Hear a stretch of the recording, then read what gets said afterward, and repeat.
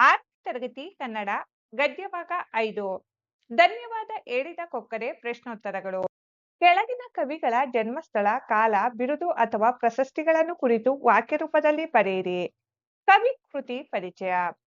Doctor ಅನುಪಮ ನಿರಂಜನ. Doctor ಅನುಪಮ ನಿರಂಜನ ಅವರು ಮೇ 17, 1934ರಂದು ಶಿವಮೊಗ್ಗ ಜಿಲ್ಲೆಯ ತೀರ್ಥಹಳ್ಳಿಯಲ್ಲಿ ಜನಿಸಿದರು. ಇವರು ಕೇಳು ಕಿಶೋರಿ ಮತ್ತು ತಾಯಿ ಮಗು ಎಂಬ ವೈದ್ಯಕೀಯ ಜಾಗೃತಿ ಕೃತಿಗಳನ್ನು ಹಾಗೂ ಅನಂತ ಗೀತ, ಶ್ವೇತಾಂಬರಿ, ಹಿಮದ ಹೂವು, ಆಳ, ದಿಟ್ಟೆ ಮುಂತಾದ ಅನೇಕ ಪ್ರಸಿದ್ಧ ಕಾದಂಬರಿಗಳನ್ನು ರಚಿಸಿದ್ದಾರೆ. ಇವರ ಸಾಹಿತ್ಯಿಕ ಸೇವೆಯನ್ನು ಗುರುತಿಸಿ ಸಾಹಿತ್ಯ ಅಕಾಡೆಮಿ ಪುರಸ್ಕಾರ ಹಾಗೂ ಸೋವಿಯತ್ ಲ್ಯಾಂಡ್ ನೆಹರು ಪ್ರಶಸ್ತಿ ನೀಡಿ ಗೌರವಿಸಲಾಗಿದೆ. ಡಾಕ್ಟರ್ ಅನುಪಮ ನಿರಂಜನ ಅವರು. ಅಭ್ಯಾಸಗಳು. ಮುಖ್ಯ ಪ್ರಶ್ನೆ 1. ಕೆಳಗಿನ ಪ್ರಶ್ನೆಗಳಿಗೆ ಒಂದು ವಾಕ್ಯದಲ್ಲಿ ಉತ್ತರಿಸಿ. ಪ್ರಶ್ನೆ 1. ಹರಿಯ ಗುಣ ಎಂತಹುದು? ಉತ್ತರ: ಹರಿಯು ಸದ್ಗುಣ ಉಳ್ಳವನು ಮತ್ತು ಕರುಣಾಳು ಆಗಿದ್ದನು. ಪ್ರಶ್ನೆ ಸಂಖ್ಯೆ 2. ಕೊಕ್ಕರಿಗೆ ಏನಾಗಿತು? ಉತ್ತರ: ಕೊಕ್ಕರೆಯ ಮೈಯೊಳಗೆ ಬಾಣವೊಂದು ಚುಚ್ಚಿ ಗಾಯವಾಗಿತ್ತು. ಪ್ರಶ್ನೆ 3. ಹರಿಯು ಕೊಕ್ಕರೆಯನ್ನು ಹೇಗೆ ಉಪಚರಿಸಿದನು? ಉತ್ತರ: ಹರಿಯು ಮೆಲ್ಲಗೆ ಆ ಬಾಣವನ್ನು ಹೊರತೆಗೆದು ಗಾಯಕ್ಕೆ ತನಗೆ ತಿಳಿದ ರಸಮೂಲಿಕೆಗಳನ್ನು ಹಾಕಿ ಕೊಕ್ಕರೆಯನ್ನು ಉಪಚರಿಸಿದನು. ಪ್ರಶ್ನೆ 4. ವೃದ್ಧ ತಂದೆ ತಾಯಿಗಳು ಹುಡುಗಿಗೆ ಏನು ಹೇಳಿದರು? ಉತ್ತರ: ಹುಡುಗಿ, ನೀನು ನಮ್ಮಲ್ಲೇ ಇದ್ದು ಬಿಡು, ನಮ್ಮ ಮಗಳ ಹಾಗೆ ನೋಡ್ಕೊಳ್ತೇವೆ ಎಂದು ವೃದ್ಧ ತಂದೆ ತಾಯಿಗಳು ಹೇಳಿದರು. ಪ್ರಶ್ನೆ 5. ಹರಿಗೆ ಪೀತಾಂಬರ ಮಾರಿದಾಗ ಬಂದ ಹಣವೆಷ್ಟು? ಉತ್ತರ: ಹರಿಗೆ ಪೀತಾಂಬರ ಮಾರಿದಾಗ 100 ವರಹಗಳು ಬಂದಿತು. ಮುಖ್ಯ ಪ್ರಶ್ನೆ 2. ಕೆಳಗಿನ ಪ್ರಶ್ನೆಗಳಿಗೆ 3-4 ವಾಕ್ಯದಲ್ಲಿ ಉತ್ತರಿಸಿ.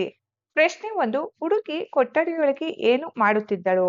ಉತ್ತರ: ಕ್ಷಾಮ ಅಥವಾ ಬರಗಾಲ ಬಂದಾಗ ಕುಟುಂಬದ ಕಷ್ಟ ತೀರಿಸಲು ಹುಡುಗಿಯು 3 ದಿನಗಳ ಕಾಲ ಕೊಠಡಿಯ ಬಾಗಿಲು ಹಾಕಿಕೊಂಡು ಕೊಕ್ಕರೆಯ ರೂಪದಲ್ಲಿ ಚಿನ್ನ ಬೆಳ್ಳಿಯ ದಾರವನ್ನು ಕೂಡಿಸಿ ಪೀತಾಂಬರವನ್ನು, ಅಂದರೆ ಬೆಲೆ ಬಾಳುವ ರೇಷ್ಮೆ ಬಟ್ಟೆಯನ್ನು ನೇಯುತ್ತಿದ್ದಳು. ಪ್ರಶ್ನೆ 2. ಹರಿಯು ಕೊಠಡಿಯೊಳಗೆ ಹೋದಾಗ ಉಂಟಾದ ಆಶ್ಚರ್ಯವೇನು? ಉತ್ತರ: ಹರಿಯು ಕೊಠಡಿಯೊಳಗೆ ಹೋದಾಗ ಅಲ್ಲಿ ಹುಡುಗಿ ಇರಲಿಲ್ಲ. ಬದಲಿಗೆ ಚಿನ್ನ ಬೆಳ್ಳಿ ದಾರಗಳನ್ನು ಕೂಡಿಸಿ ಕೊಕ್ಕರೆಯೊಂದು ಪೀತಾಂಬರವನ್ನು ನೇಯುತ್ತಿತ್ತು. ಆ ಕೊಕ್ಕರೆಯು ತಾನು ಹಿಂದೆ ಪ್ರಾಣ ಉಳಿಸಿದ ಹಕ್ಕಿಯೇ ಆಗಿತ್ತು ಎಂಬ ಆಶ್ಚರ್ಯ ಹರಿಗೆ ಉಂಟಾಯಿತು. ಮುಖ್ಯ ಪ್ರಶ್ನೆ 3. ಈ ಮಾತುಗಳ ಸಂದರ್ಭವನ್ನು ವಿವರಿಸಿ. ವಾಕ್ಯ 1. ನಮ್ಮ ಮಗಳ ಹಾಗೆ ನೋಡ್ಕೋತೇವೆ. ಆಯ್ಕೆ. ಈ ವಾಕ್ಯವನ್ನು ಡಾಕ್ಟರ್ ಅನುಪಮ ನಿರಂಜನರವರು ಬರೆದ ಧನ್ಯವಾದ ಹೇಳಿದ ಕೊಕ್ಕರೆ ಎಂಬ ಪಾಠದಿಂದ ಆರಿಸಲಾಗಿದೆ. ಸಂದರ್ಭ: ಅನಾಥೆ ಎಂದು ಹೇಳಿಕೊಂಡು ರಾತ್ರಿ ಆಶ್ರಯ ಕೇಳಿ ಬಂದ ಹುಡುಗಿಯು ಮನೆಯನ್ನು ಗುಡಿಸಿ ಸಾರಿಸಿ ಚೌಕಟ್ಟ ಮಾಡಿ ಅಡುಗೆಗೆ ನೆರವಾದಾಗ ಆಕೆಯ ಗುಣವನ್ನು ಮೆಚ್ಚಿ ವೃದ್ಧ ರೈತ ದಂಪತಿಗಳು ಆಕೆಗೆ ನಮ್ಮ ಮನೆಯಲ್ಲಿಯೇ ಆಶ್ರಯ ನೀಡುತ್ತಾ ಈ ಮಾತನ್ನು ಹೇಳಿದರು.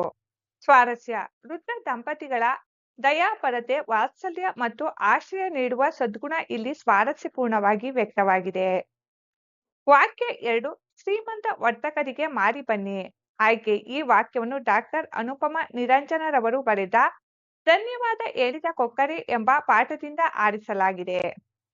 ಸಂದರ್ಭ: ನಾಡಿನಲ್ಲಿ ಕ್ಷಾಮ ಬಂದಾಗ ಆ ಕುಟುಂಬದ ಕಷ್ಟವನ್ನು ತೀರಿಸಲು ಹುಡುಗಿಯು 3 ದಿನಗಳ ಕಾಲ ಕೊಠಡಿಯೊಳಗೆ ಕುಳಿತು ಅತ್ಯಂತ ಬೆಲೆ ಬಾಳುವ ಪೀತಾಂಬರವನ್ನು ನೇಯ್ದು ಹೊರತಂದಳು. ಅದನ್ನು ಹರಿಯ ಕೈಗೆ ನೀಡುತ್ತಾ ಈ ಮಾತನ್ನು ಹೇಳಿದಳು. ಸ್ವಾರಸ್ಯ: ತನಗೆ ಆಶ್ರಯ ನೀಡಿದ ಕುಟುಂಬದ ಕಷ್ಟಕ್ಕೆ ನೆರವಾಗುವ ಹುಡುಗಿಯ ಕೃತಜ್ಞತಾ ಭಾವನೆ ಹಾಗೂ ಉಪಕಾರ ಸ್ಮರಣೆ ಇಲ್ಲಿ ಸ್ವಾರಸ್ಯಪೂರ್ಣವಾಗಿ ಮೂಡಿಬಂದಿದೆ. ವಾಕ್ಯ 3. ನಾನು ನೀನು ಕಾಪಾಡಿದ ಕೊಕ್ಕರೆಯೇ.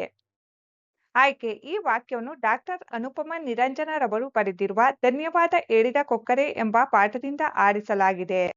ಸಂದರ್ಭ: ಹರಿಯು ಕೊಟ್ಟ ಮಾತು ತಪ್ಪಿ ಕೊಠಡಿಯ ಬಾಗಿಲು ತಳ್ಳಿ ಒಳಗೆ ಹೋದಾಗ ಅಲ್ಲಿ ಹುಡುಗಿಯ ಬದಲಿಗೆ ಕೊಕ್ಕರೆಯೊಂದು ಪೀತಾಂಬರ ನೇಯುತ್ತಿರುವುದನ್ನು ಕಂಡು ಆಶ್ಚರ್ಯಚಕಿತನಾಗುತ್ತಾನೆ. ಆಗ ಆ ಕೊಕ್ಕರೆಯು ಹರಿಗೆ ತನ್ನ ನಿಜರೂಪ ರಹಸ್ಯವನ್ನು ತಿಳಿಸುತ್ತಾ ಈ ಮಾತನ್ನು ಹೇಳಿತು. ಸ್ವಾರಸ್ಯ: ತನಗೆ ಪ್ರಾಣದಾನ ಮಾಡಿದ ಹರಿಗೆ ಪ್ರತ್ಯುಪಕಾರ ಮಾಡಲು ಬಂದ ಕೊಕ್ಕರೆಯ ರಹಸ್ಯ ಬಯಲಾದಾಗಿನ ವಿಷಾದ ಹಾಗೂ ಪ್ರಾಣಿಗಳ ಕೃತಜ್ಞತಾ ಗುಣ ಇಲ್ಲಿ ಧ್ವನಿತವಾಗಿದೆ. ಪದಗಳ ಅರ್ಥ. ರಸಮೂಲಿಕೆ ಅರ್ಥ ಗಿಡಮೂಲಿಕೆ ಅಥವಾ ಔಷಧಿ. ಕೊಳ ಸರೋವರ, ನೆರವು ಸಹಾಯ, ವೃದ್ಧ ವಯಸ್ಸಾದ, ಕ್ಷಾಮ ಬರಗಾಲ, ಆದೇಶ ಆಜ್ಞೆ.